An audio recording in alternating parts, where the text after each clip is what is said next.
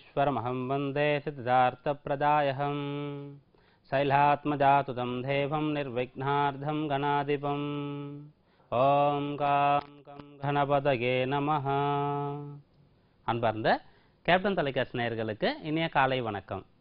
இன்று மங்களகரமான ஹேவிளம்பி நாம சம்பத்திரம் உத்தராயண புண்ணிய காலம் கிரீஷ்ம ருது ஆனி முதல் தேதி ஜூன் 15 வியாழக்கிழமை, கிருஷ்ணபக்ஷம் சஷ்டி தேதி, அவிட்டம் நட்சத்திரம் பிற்பகல் 2:24 வரை, பிறகு சதயம் நட்சத்திரம், விஷ்கம்பம் நாம யோகம், கரசை நாம கரணம். நவகிரக நிலைகள்: மேஷராசியில் சுக்கிரன், ரிஷபராசியில் சூரியன், மிதுன ராசியில் அங்காரகன் புதன், சிம்ம ராசியில் ராகு, கன்னியா ராசியில் குரு, விருச்சிக ராசியில் சனீஸ்வரன், கும்பராசியில் சந்திரன் கேது. ரிஷபராசியில் இருக்கும் சூரியன் இன்று காலை 8:23 மிதுன ராசிக்கு பிரவேசம் ஆகின்றார். மேஷராசி அன்பர்களே, ராசிக்கு 2ஆம் இடத்தில் இருக்கக்கூடிய சூரியன் இன்று காலை 8:23 3ஆம் இடத்திற்கு பிரவேசம் ஆகின்றார். சூரிய பகவான் எந்த ராசியில் இருக்கிறாரோ அந்த ராசி தான் தமிழ் மாதமாக இருக்கும். அப்படியாக சூரியன் 8:23 பிரவேசம் ஆகும்போது வைகாசி மாதம் முடிந்து ஆனி மாதம் தொடங்குது. 3ஆம் இடத்துல சூரியன் இருக்கிறது மிகச்சிறந்த யோகமாக இருக்கும். மனதில் நல்ல தன்னம்பிக்கை, தைரியம், விடாமுயற்சி உங்களிடத்துல இருக்கும்.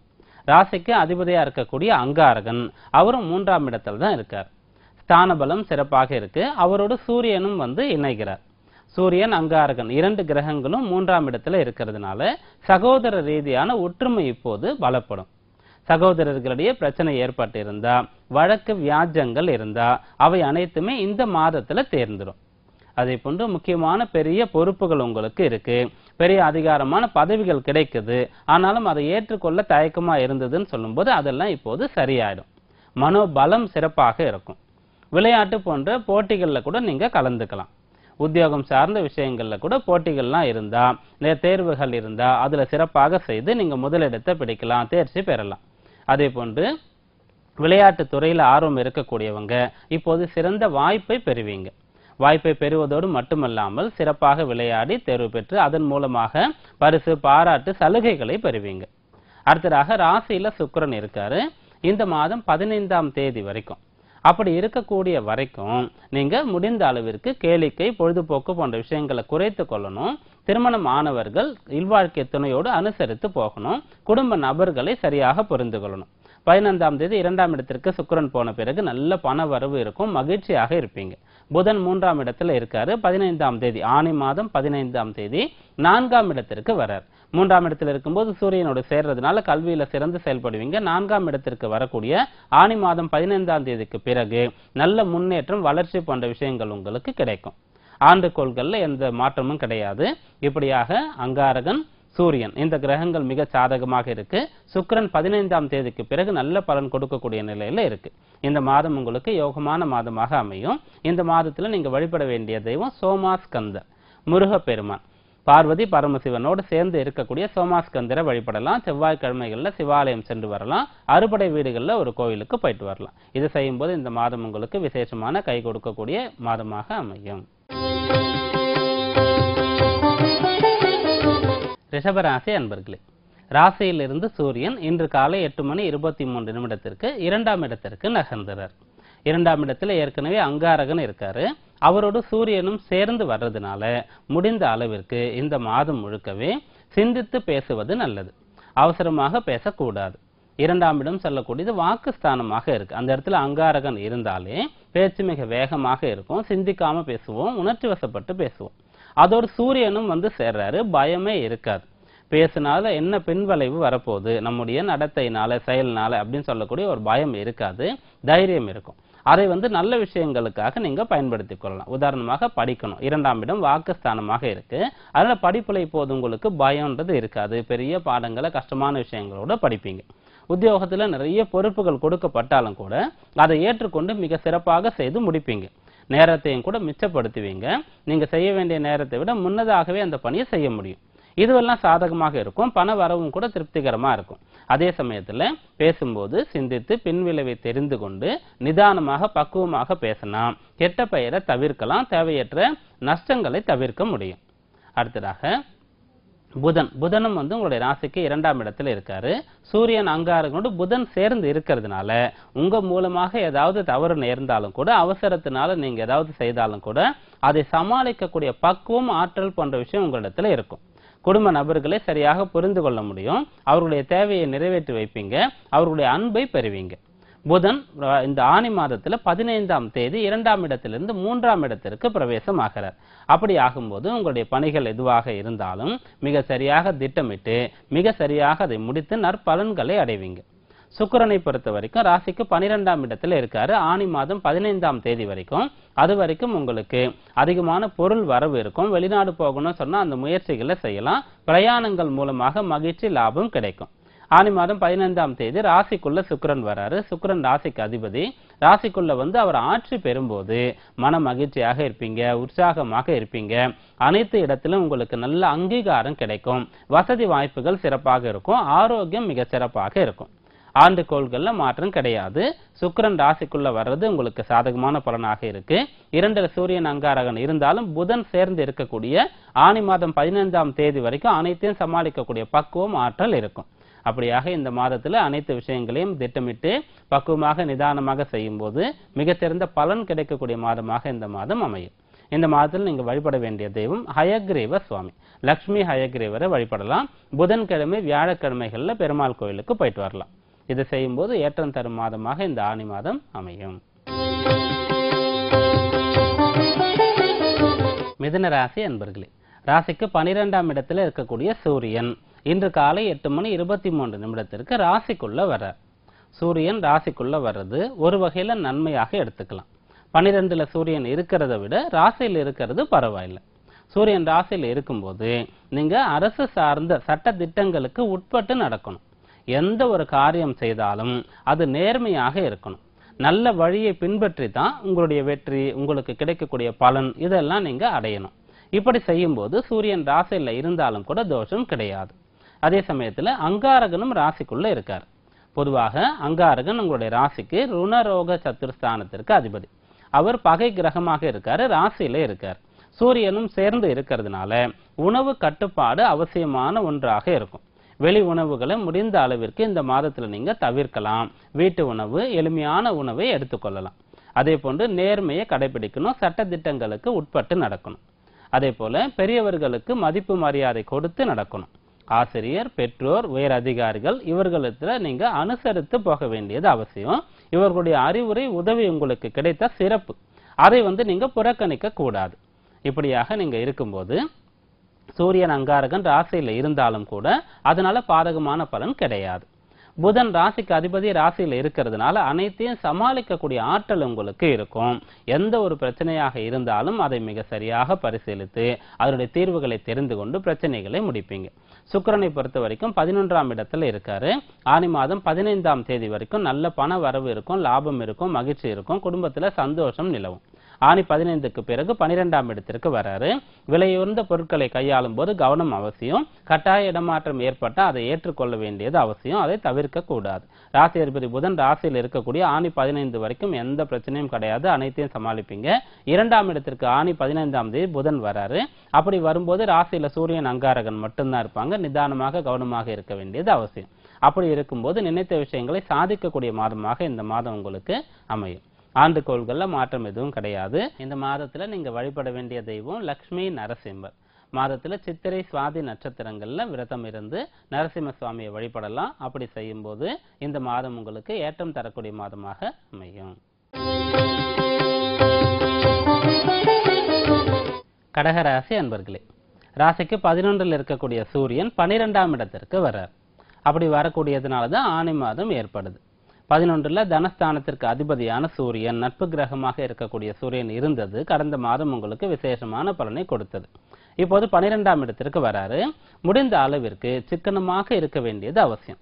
கையில் இருக்கக்கூடிய செல்வம், பணம், இதற்குத்தான் நீங்க திட்டமிடணும். வரப்போகக்கூடிய செல்வம் அல்லது பிறரிடத்திலிருந்து பணம் வாங்கி அதை செலவு செய்யலாம், இப்படியாக திட்டமிடக்கூடாது. பண விஷயத்துல சிக்கனமாக இருக்க வேண்டியது அவசியம். அதே சமயத்துல வழக்கத்தை விட அதிகமான பணிச்சுமை இப்போது உங்களுக்கு இருக்கும். அதை ஏற்றுக்கொள்ள வேண்டியதும் கூட அவசியம்தான். உங்களுக்கு இப்போது இருக்கக்கூடிய சூழ்நிலை எதுவாக இருந்தாலும் அதை ஏற்றுக்கொள்ள நீங்க பழகி கொண்டால் உங்களுக்கு பிரச்சனை கிடையாது. உங்களுடைய ராசிக்கு பூர்வ புண்ணிய ஜீவனஸ்தான அதிபதியா இருக்கக்கூடிய அங்காரகன் முழுமையான யோகாதிபதி, அவரும் 12ஆம் இடத்துல இருக்கார். 12ஆம் இடத்துல இருக்கும்போது அதிர்ஷ்டம் சற்று குறைவாகத்தான் இருக்கும். நீங்க உழைத்து தான் பலனை அடையணும். நீங்க கஷ்டப்பட்டு நிறைய உழைத்து நிறைய கடினமான முயற்சிகளை செய்தாதான் உங்களுக்கு நற்பெயர் உண்டாகும்.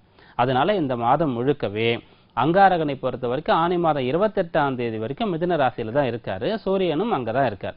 இந்த 2 கிரகங்களும் முக்கியமான சாதகமான கிரகங்கள் உங்களுக்கு. ஆனா இப்போது இருக்கக்கூடிய இடம் சாதகமாக இல்லை.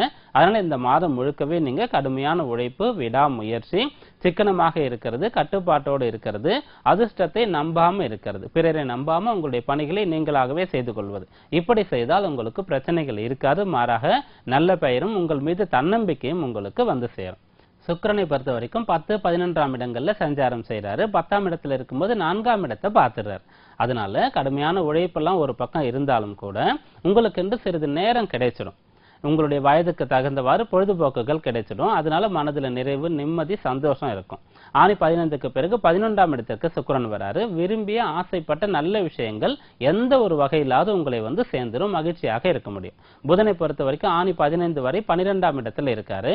சூரியனோடு சேர்ந்து இருக்காரு. அதன் பிறகு ராசிக்குள்ள புதன் வரார். அதனால அறிவுபூர்வமாக நீங்க செயல்படுவீங்க. உங்களுடைய முழுமையான அறிவை பயன்படுத்தி, அனுபவத்தை பயன்படுத்தி, பெரியவர்கள் சொல்லிக் கொடுக்கக்கூடிய விஷயங்களை ஏற்றுக்கொண்டு அதன் மூலமாக அனைவரிடத்திலும் நல்ல பெயரை பெறலாம். உங்களுடைய திறமையை நிரூபிக்கலாம். உங்கள் மீதே உங்களுக்கு தன்னம்பிக்கை கூடக்கூடிய சவாலான காரியங்களை நீங்கள் செய்து முடித்து வெல்லக்கூடிய மாதமாக இந்த மாதம் அமையும். இந்த மாதத்தில் நீங்க வழிபட வேண்டிய தெய்வம் அம்பிகை. அம்பாள் வழிபாடு முடியும் போதெல்லாம் செய்யுங்க. அது உங்களுக்கு இந்த மாதத்துல வளர்ச்சியை ஏற்படுத்தி கொடுக்கக்கூடியதாக அமையும். சிம்ம ராசி அன்பர்களே, ராசிக்கு 10ஆம் இடத்திலிருந்து சூரியன் 11ஆம் இடத்திற்கு வரார். இந்த மாதம் முழுக்க உங்களுக்கு மகிழ்ச்சியாக இருக்க முடியும், சந்தோஷமாக இருக்க முடியும். விரும்பிய அனைத்து விஷயங்களுமே மிக எளிதாக நடந்தேறும். பொதுவாக 11ல சூரியன் இருந்தாலும் சரி, எந்த கிரகம் இருந்தாலும் சரி, அது நற்பலன்களை கொடுக்கும். யோகமான காலமாக அந்த காலம் இருக்கும். இப்போது உங்களுடைய ராசிக்கு 11ஆம் இடத்துல 3 கிரகங்கள் சஞ்சாரம் செய்யறது. சூரியன் 11ல இந்த மாதம் முழுக்க இருக்க போறாரு. ஆசைகள் அனைத்தும் பூர்த்தியாகும். விருப்பங்கள் யாவும் எளிதாக நிறைவேறும். அனைவரிடத்திலும் நல்ல பெயரை பெறலாம். ஆரோக்கியமும் கூட சிறப்பாக இருக்கும். நீங்க சொன்னதுதான் சட்டமாக இருக்கும். உங்களை ஏற்றுக்கொண்டு அனைவரும் உங்களை பின்தொடருவார்கள். குடும்பத்திலே இருந்தாலும் சரி, நீங்க பணிபுரியக்கூடிய இடமாக இருந்தாலும் சரி.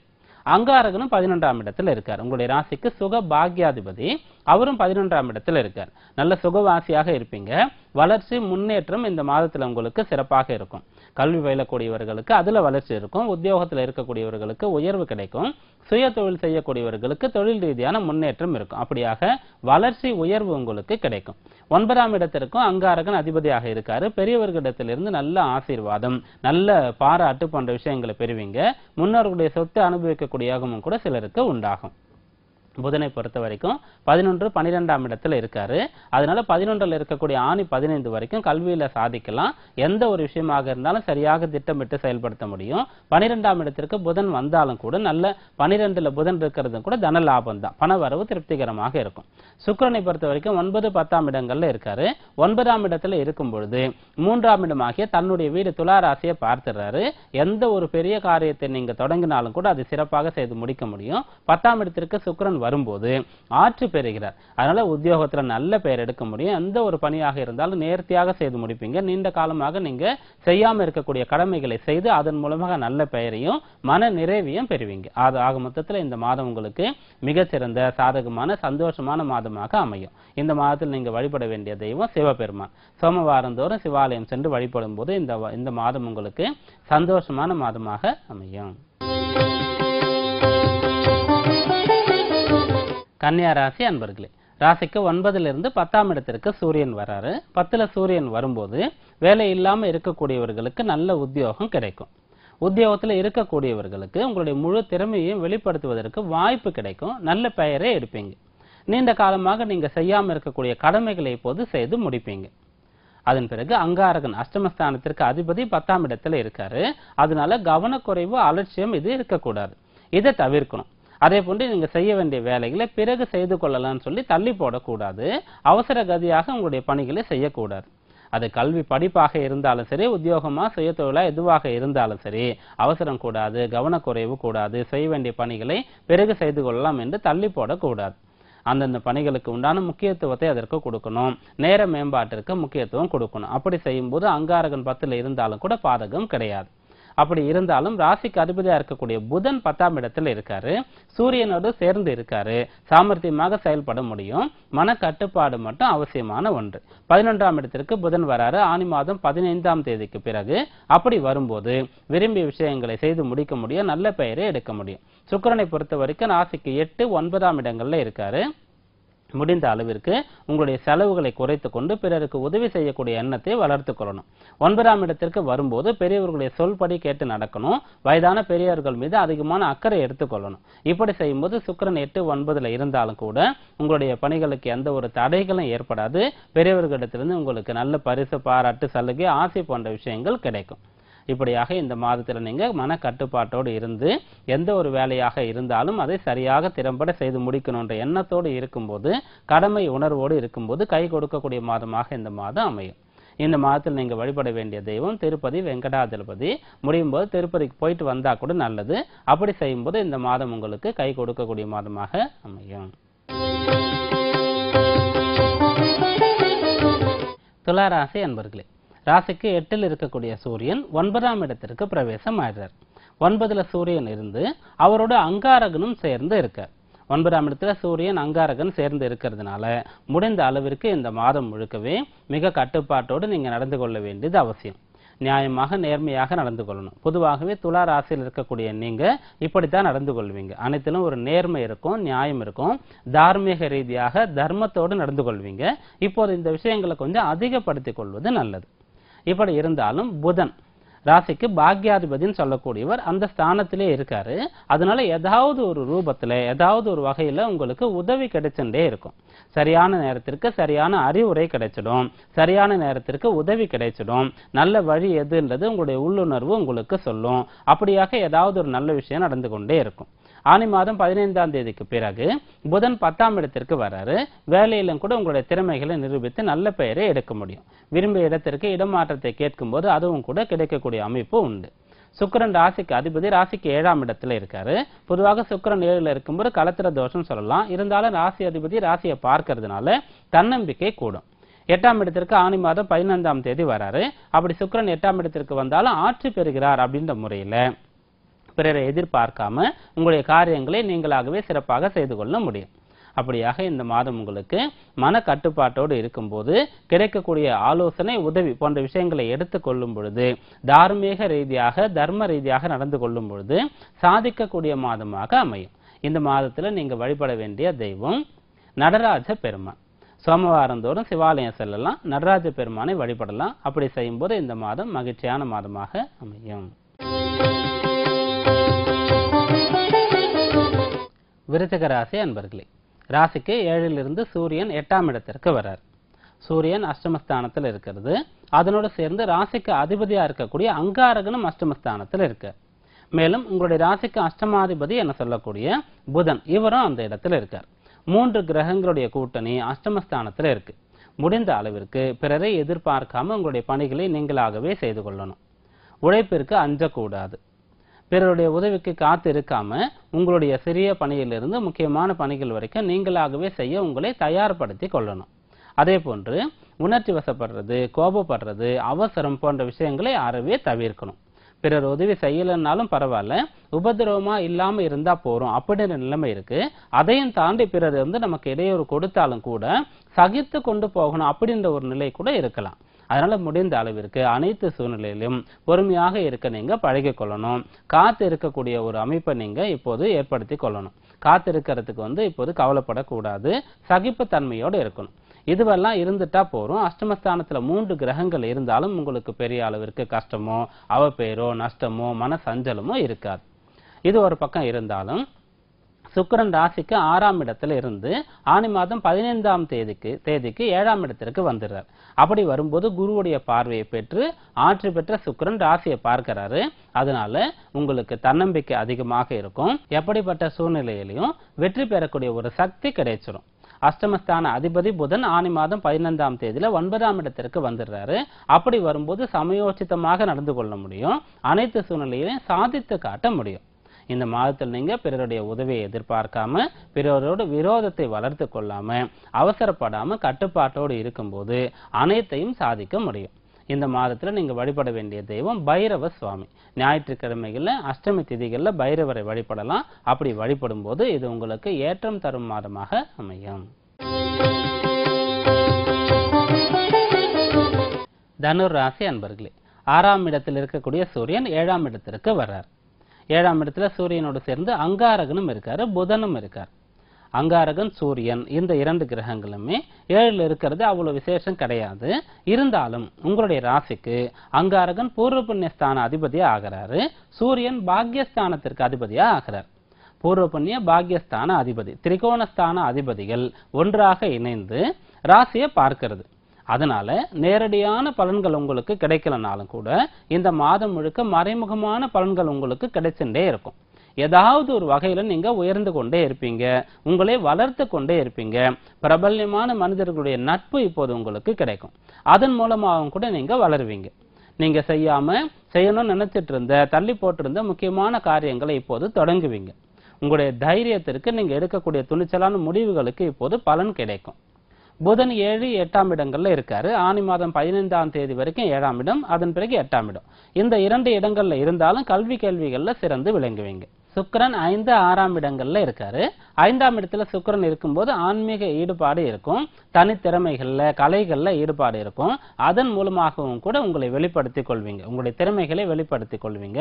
அதன் மூலமாக வளர்ச்சி முன்னேற்றம் கிடைக்கும். 6ஆம் இடத்துல சுக்கிரன் வராரு, அது மறைவிடம் சொன்னாலும் கூட, சுக்கிரன் 6ல பலன் தரமாட்டாருன்னு சொன்னாலும் கூட உங்களுடைய ராசியை பொறுத்த வரைக்கும் 6ஆம் இடத்துல சுக்கிரன் ஆட்சி பெறுகிறாரு. எதிரின்னு சொல்லி யாரும் இப்போது உங்க முன்னாடி நிக்க முடியாது. எந்த ஒரு தடையும் உங்களுக்கு இருக்காது. எப்படிப்பட்ட பிரச்சனை இருந்தாலும் அனைத்தையும் இப்போது நீங்க முடிச்சு வெல்லக்கூடிய ஒரு மாதமாக இந்த மாதம் அமையும். இந்த மாதத்துல நீங்க வழிபட வேண்டிய தெய்வம் முருகப்பெருமான். செவ்வாய்க்கிழமை தோறும் சிவாலயம் சென்று சிவபெருமானையும் முருகப்பெருமானையும் வழிபடும் போது இது உங்களுக்கு ஏற்றம் அளிக்கக்கூடிய மாதமாக அமையும். மகர ராசி அன்பர்களே, ராசிக்கு 5லிருந்து 6ஆம் இடத்திற்கு சூரியன் போறாரு. 6ல சூரியன் இருக்கிறது விசேஷமான நற்பலன்களை தரக்கூடிய அமைப்பாக இருக்கும். அங்காரகனும் 6ஆம் இடத்துல இருக்காரு. அங்காரகனும் 6ஆம் இடத்துல நன்மையை செய்வார். 6ல் இருக்கும்போது நன்மையை ஏற்படுத்தி கொடுப்பார். 6ஆம் இடம் ஸ்தானபலம், அந்த இடத்துல சூரியன் அங்காரகன் இயற்கை அசுப கிரகங்கள் இருக்கிறது, இப்படி எடுத்துக்கலாம். அடுத்ததாக உங்களுடைய ராசிக்கு அஷ்டமாதிபதி சூரியன் 6ஆம் இடத்துல இருக்காரு, அதனால நன்மை நடக்கும்னு எடுத்துக்கலாம். உங்களுடைய ராசிக்கு பாதகாதிபதி அங்காரகன், அவர் 6ஆம் இடத்துல இருக்காரு, அதனால நன்மை நடக்கணும் கூட எடுத்துக்கலாம். அப்படியாக இப்போது உங்களுக்கு எப்படிப்பட்ட கஷ்டம் இருந்தாலும், கடன் பிரச்சனை இருந்தாலும், ஆரோக்கிய கேடுகள் இருந்தாலும் அனைத்தும் இப்போது சரியாகும். கடனே அடைப்பீங்க, ஆரோக்கியத்துல முன்னேற்றம் இப்போது கிடைக்கும். கஷ்ட நஷ்டங்கள் அனைத்தும் விலகி சந்தோஷமாக இருக்க முடியும். புதனை பொறுத்த வரைக்கும் 6, 7ஆம் இடங்கள்ல இருக்காரு. 6, 7ஆம் இடம் 2 இடத்துல இருக்கும் போதும் கல்வி கேள்விகள்ல சிறந்து விளங்க முடியும், சாமர்த்தியமாக நடந்து கொள்ள முடியும், பேச்சாற்றல் சிறப்பாக இருக்கும். திருமண விஷயத்துல மட்டும் அவசர முடிவுகளை தவிர்த்தால் போதுமானது. சுக்கிரனை பொறுத்த வரைக்கும் ராசிக்கு 4, 5ஆம் இடங்கள்ல இருக்காரு. வசதி வாய்ப்புகள் சிறப்பாக இருக்கும், சுகவாசியாக இருப்பீங்க, செல்வம் சொத்து சேர்க்கை உண்டாகும். 5ஆம் இடத்திற்கு சுக்கிரன் வரக்கூடிய ஆனி மாதம் 15ஆம் தேதி குருவுடைய பார்வை 5ஆம் இடத்திற்கு கிடைக்குது, ராசிக்கும் கிடைக்குது. திருமணமாகி சந்தான பேரு இல்லாத தம்பதிகளுக்கு நற்புத்திர பேரு உண்டாவதற்கு உண்டான அமைப்பும் கூட ஏற்படும். அப்படியாக இந்த மாதம் உங்களுக்கு ஏற்றம் தரக்கூடிய மாதமாக அமையும். இந்த மாதத்துல நீங்க வழிபட வேண்டிய தெய்வம் ராமர். ராமச்சந்திரமூர்த்திய புனர்பூச நட்சத்திரம், நவமி தேதி போன்ற நாட்கள்ல வழிபடும் போது இந்த மாதம் உங்களுக்கு ஏற்றம் தரக்கூடிய மாதமாக அமையும்.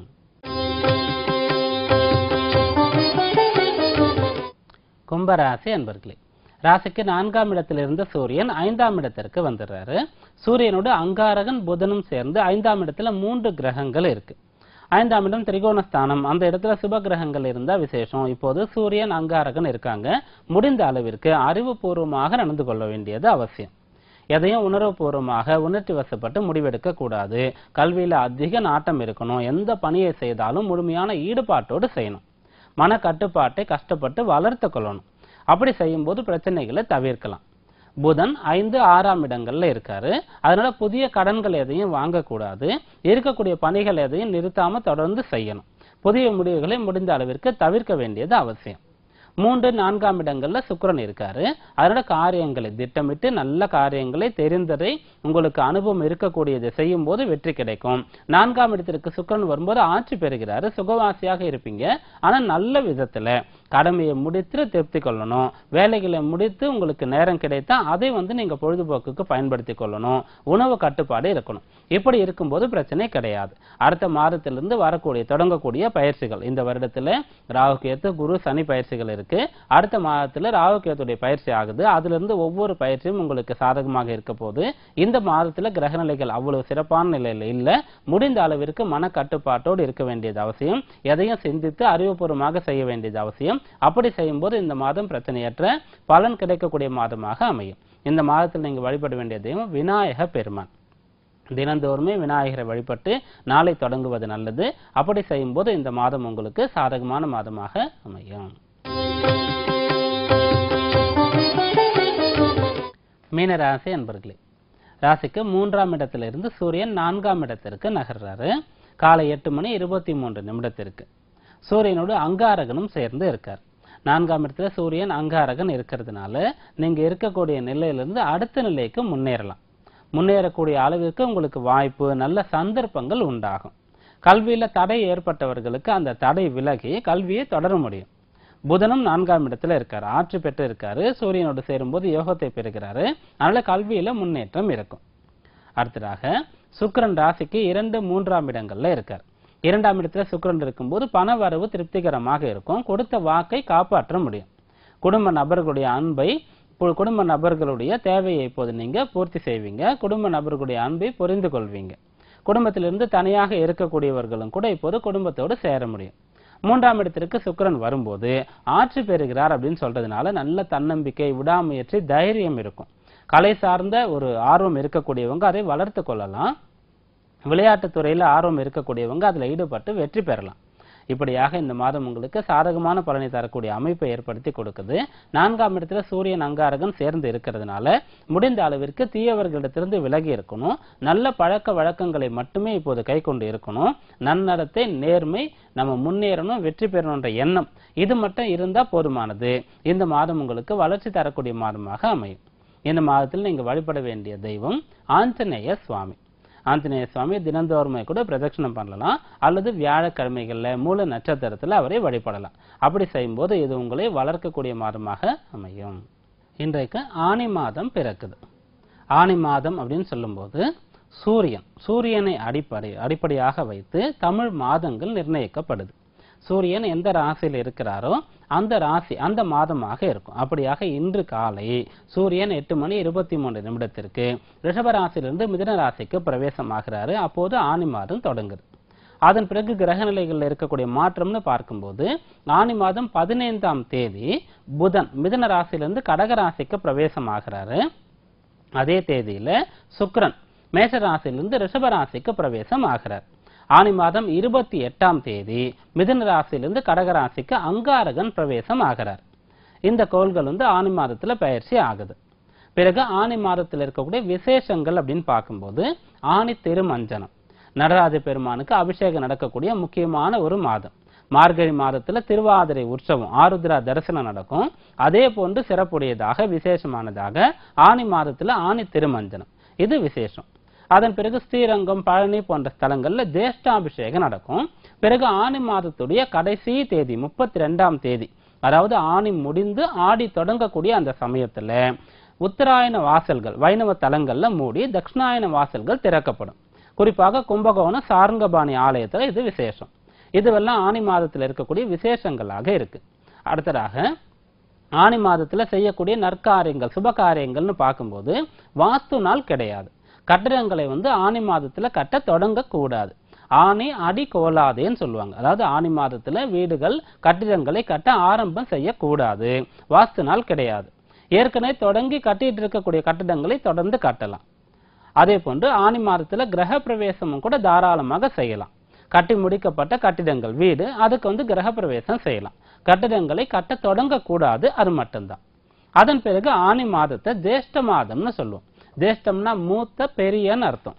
ஜேஷ்டராஜன் அப்படின்னு விநாயகரை சொல்லுவோம். அவர் மூத்த கடவுளா பெரிய கடவுளா இருக்கார். அதனால ஆனி மாதத்துல திருமணங்களை செய்யும் போது தலைச்சன் பிள்ளைக்கும் தலைச்சன் பொண்ணுக்கும் திருமணம் செய்யலாமா அப்படின்ற ஒரு சந்தேகம் கேள்வி பொதுவாக இருக்கும். அந்த காலத்துல அதை பார்க்க முடிஞ்சது. இந்த காலத்துல ஒரே பிள்ளை அப்படின்னு சொல்லக்கூடிய காலங்கள்ல இதை பார்க்க முடியாது. ஞாயிற்றுக்கிழமைகள்ல சுப முகூர்த்தங்கள் விசேஷம் நற்காரியம் செய்ய மாட்டாங்க முற்காலத்துல. இப்போது ஞாயிறுல தான் அதிகமாக செய்யறோம். கால நேரத்தை சில தேச சஞ்சாரங்களை வைத்து சில விஷயங்களை மாற்றிக்கொள்ளலாம். அப்படியாக ஆனி மாதத்துல தலைச்சனுக்கும் தலைச்சனுக்கும் திருமணம் செய்யக்கூடாது, அவ்வளவுதான். அதாவது ஜேஷ்ட மாதம் பெரிய மாதத்துல வீட்டில் பிறந்த மூத்த பிள்ளைக்கும் மூத்த பெண்ணுக்கும் திருமணம் செய்யக்கூடாது. ஆனி மாதத்துல மட்டும், மற்ற மாதங்கள்ல தாராளமாக செய்யலாம். இன்று பிறக்கக்கூடிய இந்த ஆனி மாதம் அனைவருக்கும் மகிழ்ச்சி, ஏற்றம், சந்தோஷம் தரக்கூடிய மங்களகரமான மாதமாக அமையட்டும். மீண்டும் நாளை சந்திப்போம். நன்றி, வணக்கம்.